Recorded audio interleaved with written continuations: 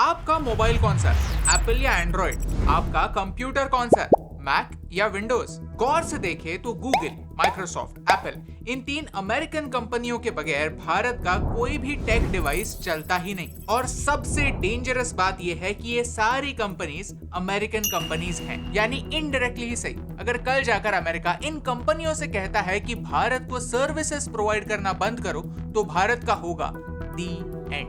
Problem companies नहीं, problem boundaries है, problem geopolitics है। लेकिन ये वीडियो उन प्रॉब्लम्स पर सॉल्यूशंस डिस्कस करने के लिए है, ये समझने के लिए है कि क्यों हमें फोकस करके भारत के इंडिजिनस सॉफ्टवेयर्स, ऑपरेटिंग सिस्टम्स और टेक्नोलॉजीज बनाने की अर्जेंट जरूरत है। अगर आपको हमारा पॉइंट समझ में आता है तो प्लीज इस वीडियो को ज्यादा से ज्यादा शेयर कीजिए ताकि ये मैसेज हमारी सरकार तक पहुंच सके। Chapter 1, India's dependence on technology. 15 अगस्त 1947 को देश आजाद हुआ, लेकिन सच कहे तो देश चलना कैसे चाहिए ये हमारे संविधान ने हमें 3 साल बाद 1950 में बताया। देश की इकोनॉमी 1991 तक कैद थी। कहने का मतलब यह है कि आजादी एक मोमेंट के बाद हासिल नहीं होती, आजादी एक सोच है, एक प्रोसेस है। आज हम टेक्नोलॉजी के आजादी की डिमांड आपके सामने रखना चाहते हैं, लेकिन इसकी जरूरत ही क्यों? एक लॉ की वजह से जो इनडायरेक्टली हमें अमेरिका का गुलाम बना सकता है। इस लॉ का नाम है cloud act, clarifying lawful overseas use of data act, जो 2018 में बना।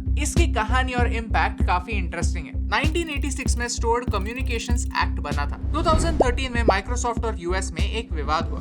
एफबीआई को ड्रग ट्रैफिकिंग इन्वेस्टिगेशन करना था और उन्होंने माइक्रोसॉफ्ट को कहा कि आप आयरलैंड में स्टोर्ड डेटा हमें प्रोवाइड करो। माइक्रोसॉफ्ट ने मना कर दिया क्योंकि वो डेटा अमेरिका में स्टोर्ड था ही नहीं। उन्होंने कहा कि आप आयरलैंड से परमिशन लो, फिर देखते हैं। ऐसे कॉन्फ्लिक्ट्स को अवॉइड करने के लिए आगे जाकर अमेरिका ने लॉ ही चेंज कर दिया और क्लाउड एक्ट लाया, जिसके तहत अमेरिका उनके कंपनीज को फोर्स कर सकती है कि वो कोई भी डेटा सरकार को सबमिट करे, फिर वो डेटा किसी का भी हो, यूएस सिटीजन का या फिर आपका, और कहीं पर भी स्टोर्ड हो। आजकल सारे बड़े कंपनीज अपना डेटा सिंगापुर में स्टोर करते हैं। कल जाकर अगर भारत ने उन्हें फोर्स किया कि भाई हमारे लोगों का डेटा सिंगापुर में नहीं, यहाँ पर भारत में ही रखो, तो फिर भी अमेरिका चाहे तो इस डेटा को एक्सेस कर सकता है। ऑफ कोर्स एक्शन लेना और डेटा को एक्सेस करना उतना आसान नहीं है। दोनों देशों को म्यूचुअली डिसाइड करना पड़ता है। इंडियन गवर्नमेंट को भी क्लाउड एक्ट एक्सेप्ट करना पड़ेगा। ये एक्सेप्टेंस वॉलंटरी है, लेकिन अगर कल जाकर अमेरिका कंडीशंस रखती है कि पहले क्लाउड एक्ट को मंजूरी दो,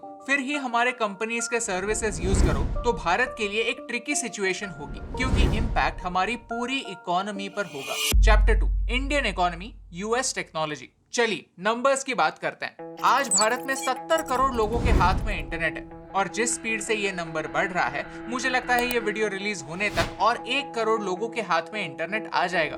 गूगल और माइक्रोसॉफ्ट, इन 2 कंपनीज की बात करें तो आपको विश्वास नहीं होगा, लेकिन भारत के मोबाइल मार्केट का 95% शेयर एंड्रॉइड के हाथों में। On the other hand businesses की बात करें तो 53% बिजनेसेस माइक्रोसॉफ्ट के विंडोज पर अपने ऑपरेशंस चलाते हैं। क्लाउड कंप्यूटिंग की बात करते हैं। क्लाउड कंप्यूटिंग मतलब कंप्यूटर्स का नेटफ्लिक्स।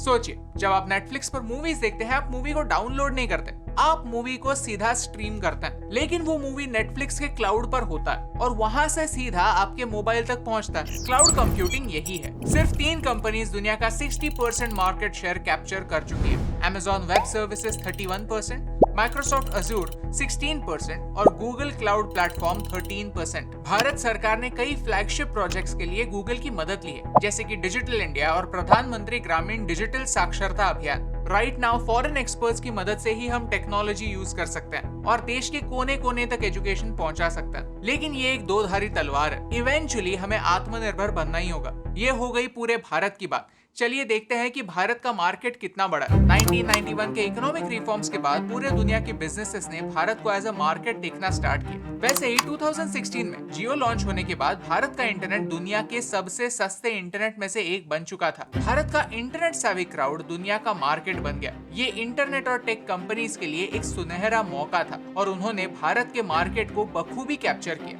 भारत में 46 करोड़ लोग यूट्यूब का इस्तेमाल करते हैं। गूगल की अलग अलग सर्विसेज की वजह से वो भारत से 9,400 करोड़ इन रेवेन्यू कमाते हैं। ये कोई छोटा अमाउंट नहीं है। और हम ये नहीं कह रहे कि हमें देसी प्रोडक्ट्स यूज करने चाहिए, हम ये कह रहे हैं कि यूज करने के लिए देसी प्रोडक्ट्स है ही नहीं, एंड दैट इज स्कैरी।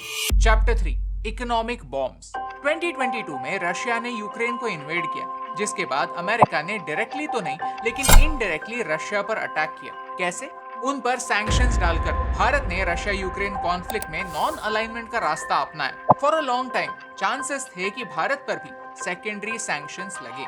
इसके बारे में हमने एक अलग से वीडियो बनाया है जो आप यहाँ पर देख सकते हैं। ये सैंक्शंस इकोनॉमिक बॉम्ब्स होते हैं। फॉर एग्जाम्पल, अमेरिका और ईयू ने रशिया को सेमीकंडक्टर्स सप्लाई करना बंद कर दिया। सेमीकंडक्टर्स आपके हर डिवाइस में यूज होता है, स्मार्टफोन से लेकर इलेक्ट्रिक व्हीकल्स तक। अमेरिका ने रशिया को टेलीकम्युनिकेशन सर्विसेज देने से इनकार कर दिया। इनमें मोबाइल नेटवर्क और सैटेलाइट कम्युनिकेशंस भी शामिल है। इंटेल, माइक्रोसॉफ्ट, गूगल जैसी कंपनीज ने उनके रशिया के ऑपरेशंस टर्मिनेट कर दिए।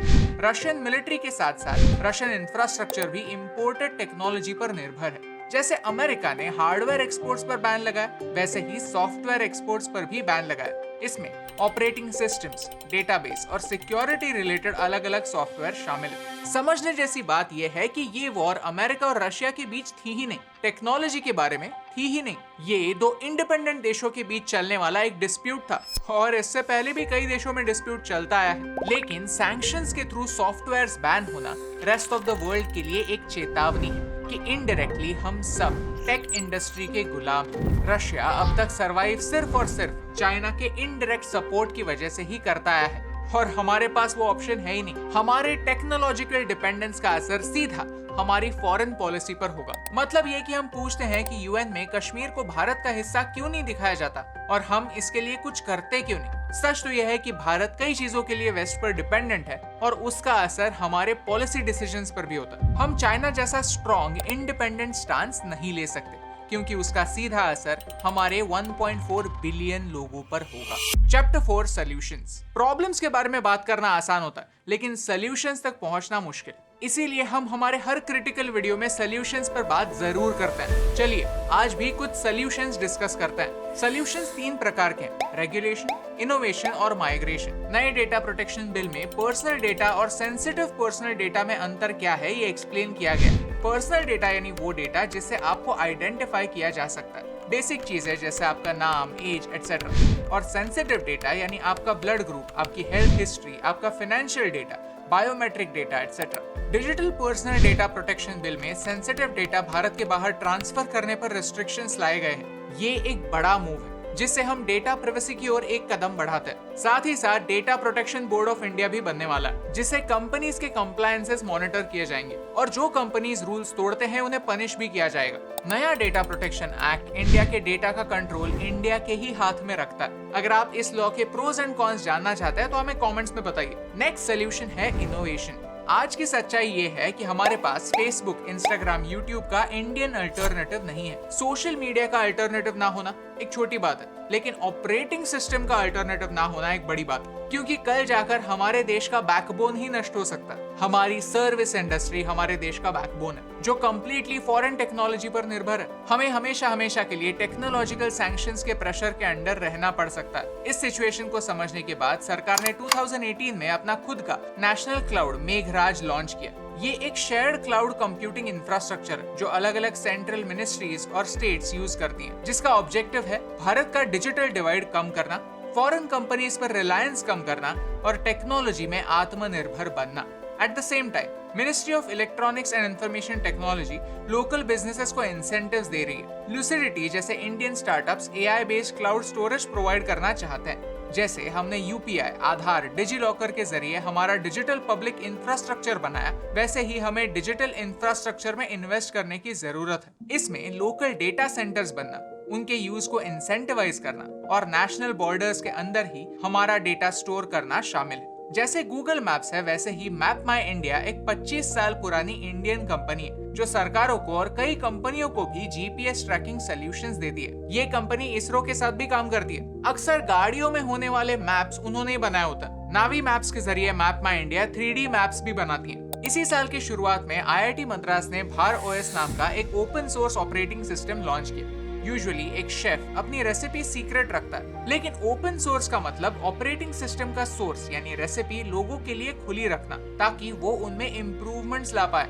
ये एंड्रॉइड के ओपन सोर्स प्रोजेक्ट का हिस्सा है। ये एंड्रॉइड पर ही बेस्ड है, इसीलिए कई सारे फीचर्स कैरी करता है, लेकिन ओपन सोर्स होने की वजह से कल अमेरिका पॉलिटिक्स की वजह से उसे बैन नहीं कर सकता। उस पर कंट्रोल हमारा ही होगा। ये एक बड़ा स्टेप है और हमारे लिए एक बैकअप प्लान भी, ताकि कल जाकर हम सबके फोन्स डब्बा ना बन जाए। इंडियन आर्मी के लिए व्हाट्सएप जैसा चैट ऐप बनाया गया है, जिसे साई यानी सिक्योर एप्लीकेशन फॉर इंटरनेट कहते हैं। आखिरी स्टेप है माइग्रेशन। अल्टीमेटली सारी चीजें एक्सेप्टेंस पर निर्भर होती हैं। सरकार कितने भी प्राइवेट प्रोजेक्ट्स को फंड क्यों ना करे, अल्टीमेटली वो सरवाइव तभी कर पाएंगे जब वो फॉरेन प्लेयर से कम्पीट कर पाएंगे। मोस्ट इंपॉर्टेंटली जब हम उन्हें चांस देंगे, क्योंकि अक्सर जो लोग इसरो को चंद्रयान 3 के लैंडिंग पर बधाई देते हैं, वही लोग दुकान में जाने पर मेड इन इंडिया प्रोडक्ट की क्वालिटी पर सवाल उठाते हैं। ये एटीट्यूड बदलने की जरूरत है, तभी तो देश बदलेगा। अगर आपको इस वीडियो से वैल्यू मिली, कुछ नया सीखने मिला, तो इसे अपने दोस्तों के साथ शेयर कीजिए। इसे देश के लीडर्स तक पहुंचाने में हमारी हेल्प कीजिए, क्योंकि दुनिया बहुत ही पोलराइज बन चुकी है। अगर हमें भारत के इंटरेस्ट संभालने हैं, तो हमें हमारी खुद की टेक्नोलॉजी बनानी ही होगी। ये बात नेशनलिज्म की नहीं, ये बात इंडिपेंडेंस की है, और यही इंपॉर्टेंट बात आप तक पहुंचाने से मुझे फर्क पड़ता है। हे दोस्तों, thank you so much for watching this video till the end. अगर आपको ये वीडियो अच्छा लगा तो वो लाइक बटन प्रेस कीजिए। ऐसे ही और वीडियोस देखने के लिए चैनल को सब्सक्राइब करना ना भूलिए। अगर आपने हमारी पाकिस्तान एक्सप्लेन सीरीज मिस कर दी है, तो उसका लेटेस्ट वीडियो आप यहाँ पर देख सकते हैं। हाउ इंडिया वर्क्स में हम भारत कैसे चलता है ये एक्सप्लेन करते हैं, उसका लेटेस्ट वीडियो आप यहाँ पर देख सकते हैं। Thank you so much for watching, क्योंकि आपके सपोर्ट से हमें फर्क पड़ता है।